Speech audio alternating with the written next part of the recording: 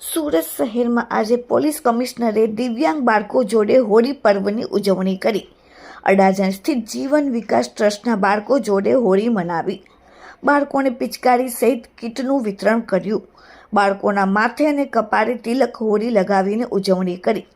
દિવ્યાંગ બાળકોને સંબંધિત કરતા સુરત પોલીસ કમિશનરના ધર્મપત્ની ભાવુક થયા. ચાલુ સ્પીચમાં સંધ્યા ગેહલોત ભાવુક થયા. દિવ્યાંગ બાળકોને સંબોધિત કરતા આંખો ભરાઈ આવી.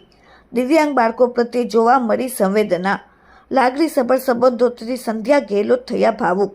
શા માટે ભાવુક થઈ ગયા એ તે મને ખબર નથી, પરંતુ બાળકો પ્રત્યેની ભાવના હતી. આજે ખૂબ જ ગૌરવભેર લાગણી અનુભવું છું. આજે દિવ્યાંગ બાળકોએ એકબીજાને કલર લગાડીને ખૂબ જોરશોરથી હોળી મનાવી. પોલીસ પરિવાર પર ખૂબ ખુશ થયું તેમને જોઈને. સુરત પોલીસ કમિશનર અનુપમસિંહ ગેહલોતનું નિવેદન: અમે આજ સમાજમાં આવીએ છીએ અને દિવ્યાંગ બાળકોનો હોસલો વધારવાનો પ્રયાસ છે. દિવ્યાંગ બાળકોના કારણે પરિવારની ખૂબ જ અવદશા થાય છે. દિવ્યાંગ બાળકોમાં કોઈ ખોટ નથી. કાયદો વ્યવસ્થાની સ્થિતિ સંભાળવાની સાથે અને સામાજિક જવાબદારી પોલીસની નૈતિક ફરજ છે. Bureau report, daily India TV, Surat. ગઈકાલે जो है होली હતી, जो है આવતીકાલે ધૂળેટી છે. એના અનુસંધાન में આજે જીવન વિકાસ ટ્રસ્ટ ના દ્વારા जो एक संचालित स्कूल છે, अपना जो દિવ્યાંગ બાળકો છે, जो માનસિક રીતે એટલા નથી ડેવલપ થઈ શક્યા, જો એવા બાળકોનો સરસ એક અહીંયા पे जो स्कूल ચાલે છે. તો આજે અમારા માનનીય ડિપ્ટી સીએમ સાહેબ ના સૂચનાથી जो है અને આજે અમે લોકો બધા પોલીસ પરિવાર અહીંયા આવ્યા છીએ, જો અને એવા બાળકો સાથે જો હોલી સેલિબ્રેટ કરવા માટે જો આ બાળકોને અમે લોકો જોયા કે એટલા સરસ એના કુદરતે એક ટેલેન્ટ આપી છે કે આ લોકો અલગ અલગના વિચારોને જો કેવી રીતે જો ચિત્રના માધ્યમથી, હેન્ડીક્રાફ્ટના માધ્યમથી એના જો પ્રદર્શિત કરે છે. તો ખૂબ ખુશી અમે લોકોને છે કે એવા બાળકો સાથે આવીને અમે લોકો જો હોલી મનાવીએ છીએ. સમાજના એક એવા અંગ છે જો કે અમારા જે રીતે અમે હોલી હોય છે, હોલીમાં અલગ અલગ કલર હોય છે, અલગ અલગ કલર મળીને એટલા ખૂબસૂરત કલર બને છે, જિંદગી ખૂબસૂરત બનાવે છે.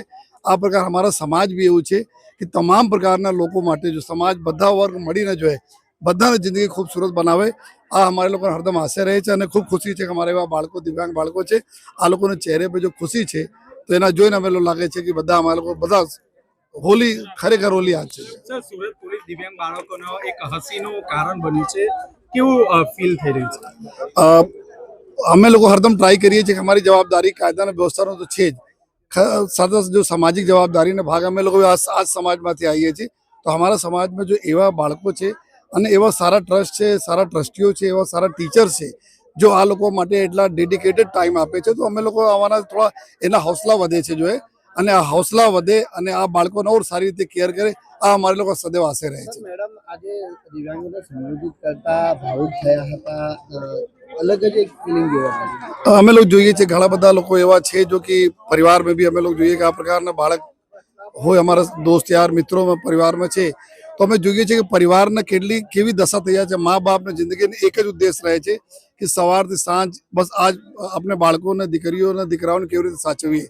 તો જો એના સંઘર્ષ અમે લોકો જોઈએ છીએ, બહુ તમારા નજદીકના બી યાર મિત્રોમાં બી એવા અમે જોઈએ છીએ, ત્યારે મને લાગે છે કે કેટલા સેક્રિફાઈસ પેરેન્ટ્સ કરતા હોય છે.